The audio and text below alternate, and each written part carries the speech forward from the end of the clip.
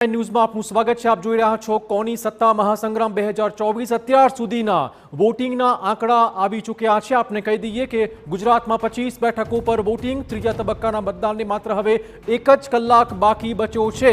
ત્યારે હવે આંકડાઓ આવવાનું શરૂ થઈ ગયું છે। 2019ની તુલનાએ 24માં ઓછા મતદાનથી રાજકીય પક્ષો ચોક્કસ ચિંતામાં આવી ગયા છે। જોકે અંતિમ ઘડીએ મતદારોને મતદાન મથક સુધી લાવવા માટેના પણ હવે પ્રયત્ન શરૂ કરાયા છે। ટકાવારી વધે તેવા પ્રયત્નો કરવા પક્ષોએ પોતાના કાર્યકર્તાઓને સૂચનાઓ આપી દીધી છે। મતદારોને બૂથ સુધી ખેંચી લાવવા માટે ભાજપ અને કોંગ્રેસના કાર્યકર્તા હાલમાં દોડી રહ્યા છે। ટકાવારી ખૂબ ઓછી આવી છે, આથી છેલ્લા કલાકોમાં મતદાન વધે તે માટેના પ્રયત્નો। સૌથી ઓછું મતદાન અમરેલી બેઠક પર 37.82% જ નોંધાયું છે। દિગ્ગજોની બેઠક પર ઓછા મતદાનથી રાજકીય પક્ષોની ચિંતા હવે ચોક્કસ વધી ગઈ છે।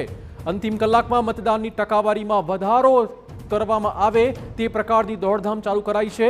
ત્રીજા તબક્કાના મતદાનને માત્ર હવે 1 જ કલાક બાકી બચ્યો છે। ત્યારે મતદાનની ઓછી ટકાવારી જો આવશે તો રાજકીય પક્ષો માટે ચોક્કસ એક નવી ચિંતા ઊભી થશે।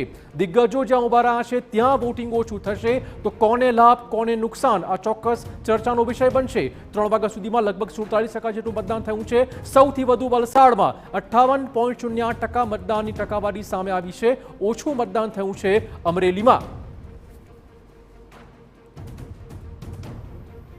ગાંધીનગરમાં 48.99% મતદાન આપણા ટીવી સ્ક્રીન પર છે અત્યાર સુધીના મતદાનના ટકાવારીના આંકડા। અમદાવાદ પૂર્વ વિસ્તારમાં 43.55% મતદાન થયું છે। અમદાવાદ પશ્ચિમમાં 42.21% મતદાન નોંધાયું છે। તો આ ટકાવારી એ ચોક્કસ રાજકીય પક્ષો માટે ચિંતાનો વિષય। રાજકોટમાં 46.47% મતદાન નોંધાયું છે।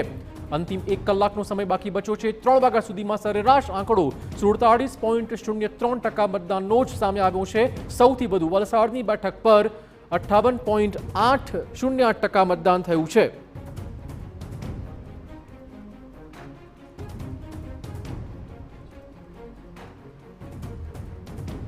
તો આપને કહી દઈએ જે રીતે મતદાનની ટકાવારી ગયા વખત કરતાં થોડી ઓછી આવી છે। ચોક્કસ રાજકીય પક્ષોના કાર્યકર્તાઓ હવે અંતિમ 1 કલાક બાકી બચ્યો છે ત્યારે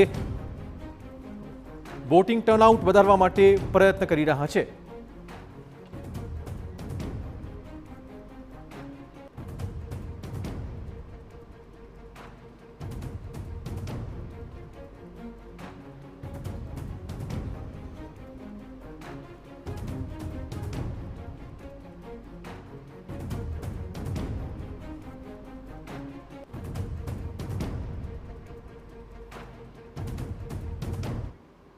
તો ચોક્કસ 1 કલાકનો સમય